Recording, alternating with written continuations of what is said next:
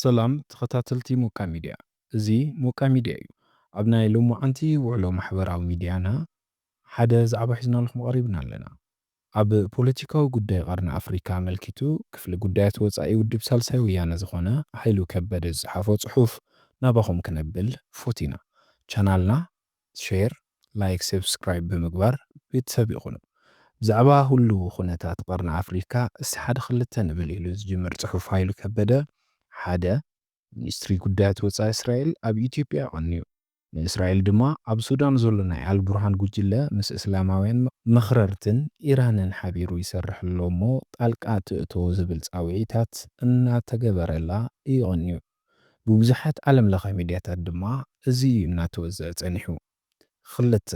ሕቡራት ዓረብ ኤሚሬትስ ጉጅለ አልቡርሃንን ንዝወሰኖ ምቁራጽ ዲፕሎማስያዊ ርክብ ብምንዓቕን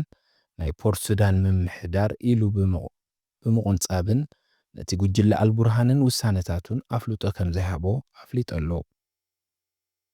ስለዚ እቲ ዝጸንሐ ናይ ምሕዝና መስመር ሓደሽቲ ሓይልታት ተወሲኾምዎ ኣሜሪካ፣ እስራኤል፣ ሕቡራት ዓረብ ኤሚሬትስ፣ ኢትዮጵያ ሓደ ፍንጫል ሕወሓት ሓዊሱ ኬንያን ኣብዚ መስመር ብውጽኢቱ ድማ ንሓምዳን ዳጋሎ ክድግፉ ተሰሊፈን ኣለዋ። ርሕቕ ኢለን እንቻድ ኣለዋ እየን በዚ መስመር ብርግጽ ኣሜሪካ ንኽልቲኦም ኣይትደልዮምን ሲቪላዊ ምምሕዳር ዓብደላ ሓምዶኽ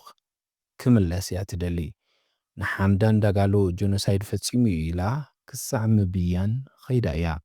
ስለዚ ውጽኢቱ ንዳጋሎ ዝጠቅም ዋላ ይምሰል ኸይዱ ንኽልቲኦም ሓይሊ ንምድኻም እያ ኣሜሪካ እዚ ጥምረት ትደልዮ ጉጅለ አልቡርሃን ካርቱም ኣትዩ ብዙሕ ዘይቐንዖ ዘሎ ንዚ እዩ ኣሜሪካ ኣይደለየቶን ሰለስተ አልቡርሃን ግብፂ ሳዑዲ አረቢያ ኤርትራን ፍንጫል ጉጅለ ሕወሓት ልዕሊ ኮር መራሕቲ ሰራዊት ትግራይን ድማ በቲ ሓደ ወገን ተሰሊፎም ኣለዉ ነዚ ዝደሊ ምብፅሓት ሸበድበዳትን ምንቅስቓሳትን ኣብ ትግራይ እውን ኣለዉ መዋግዒ ቦታ ብዋንነት ክሳዕ ሕዚ ሱዳን ኮይኑ ይጸኒሑ ሕዚ ግን ብዕብዳን ጉጅለ ደብረጽዮን ልዕሊ ኮር መራሕትን እዚ ቀጢናዊ ዝኾነ ገዚፍ ኩናት ናብ ትግራይ ብዋናነት ናብ ኣዳይቦን እንተተኻኢሉ ድማ ምዕራብ ትግራይ ይስሕቡ ኣለዉ እቲ ዝኸፍአ ኩናት ድማ እዚ እዩ ክኾን ሻዕብያን ስርዓት ኢትዮጵያን ብሓደ ኮይኖምን ተወሳኺ ጽምዶ ሒዞምን ከጥፍእዋ ዘይኸኣሉ ትግራይ ሕዚ ብዕብዳን እዞም ናይ ትግራይ ኢና ዝብሉ ሰባት ጥፍኣት ትግራይ ኣብ ቀልቀል ገደል በፂሕ ኣሎ እቲ ዝኸፍአ ድማ መንእሰይ ትግራይ እዩ ናይ ዝኹሉ መከራን ህልቂትን ሰለባ ክኾን ተተሊሙ ዘሎ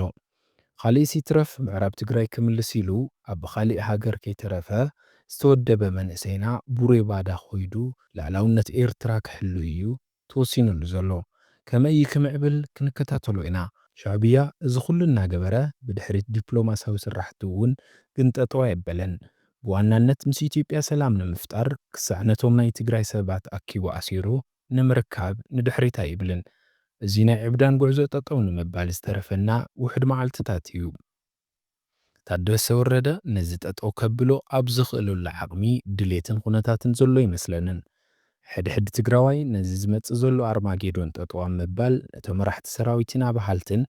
እዚ ናይ ዕብዳን ጉዕዞ ዝመርሕ ዘሎ ናይ ደብረጽዮን ሕወሓትን ኣብ ምጥንቃቕን ምፍራሕን ጊዜኡ ከውዕሎ ኣለዎ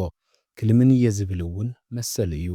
ትግራይ ብሓዊ ቅድሚ ምልብላባን ምፍራሳን ኩሉ ዝኽኣለ ቀዲሙ ይስራሕ ነዚ መስል ጽሑፍ ሃይሉ ከበደ በዚ መሰረት ብዙሓት ነጥብቲ ማሕበራዊ ሚድያ ጊዜያዊ መንግስቲ ቢግድኡ ነዞም ኩሎም ነጥብታት ብምርኣይ እቶም ወሰንቲ ባእታታት ረብሓታት ፈልዩ ናይ ሓይሊ ሚዛን ኣስሊሑ መንታይ ይደሊ እንታይ ክገብር ይኽእል ተረዲኡ